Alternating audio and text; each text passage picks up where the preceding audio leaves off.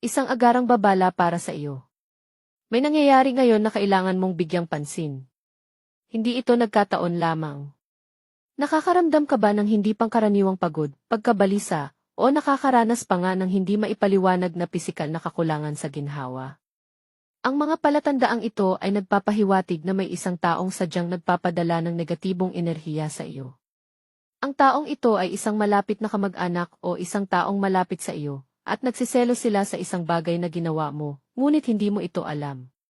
Ginagamit nila ang iyong personal na impormasyon at posibleng maging mga larawan upang magsagawa ng mga negatibong ritual na naglalayong magdulot ng kaguluhan sa iyong buhay bilang isang uri ng paghihiganti. Maaari kong ibunyag ang mga inisyal ng taong ito.